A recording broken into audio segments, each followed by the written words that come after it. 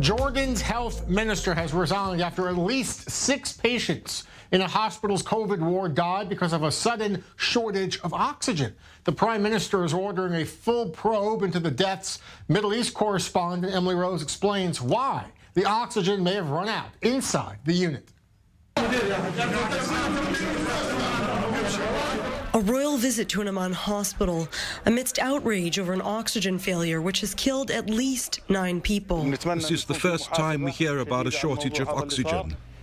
But the bigger and more difficult issue is the increase in the suffering of patients who did not receive their full medical rights to treatment. The oxygen failure earlier on Saturday hit intensive care, maternity and coronavirus wards in the new Salt Government Hospital. We hope that there will be accountability on all that has happened. God willing, all those responsible will be held accountable.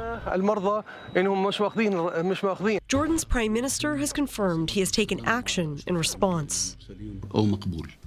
The health minister was removed from office, and a council of ministers decided to terminate the services of the director of Salt Government Hospital, to suspend the health director of Balka until the judicial investigation is complete. But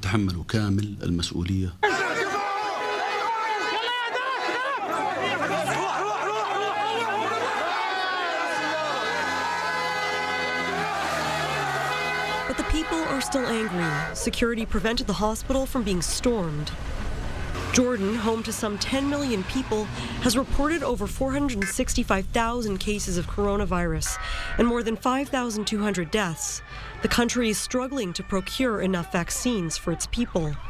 And the latest incident underlines the discontent from the public, which charges the government with mishandling of the crisis, saying hospitals are not fully equipped, even in the best of times.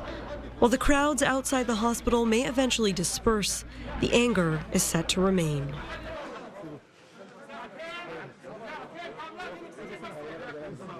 And with us now is David KUTTAB, Middle East commentator, joining us from Jordan.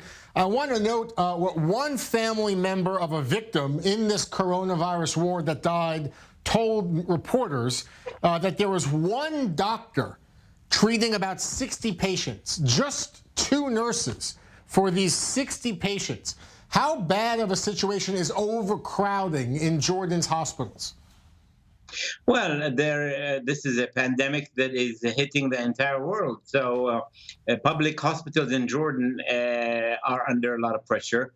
We had the number of cases reach 8,200 a few days ago, and the number of deaths is in the 50s and 60s. So it's a lot of pressure on the government public hospitals. But the problem also is that the public hospitals have been under a lot of pressure even before this pandemic. They have been overworked and underpaid. So, of course, sometimes you have these kind of problems.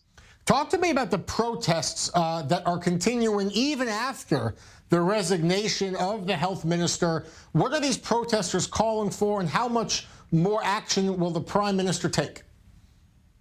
Well, there's different kinds of protests. Some of the protests are against the early lockdown, because right now, as of yesterday, it's from 7 p.m. to 6 a.m. the next morning, there's a lockdown. And especially in some of the governorates where the number of cases is not that high, the protesters have been protesting the lockdown, not necessarily what happened in Assault. But in general, you know, it's been 1 year and the economy is shattered. And even before this pandemic, the economy was not in good shape.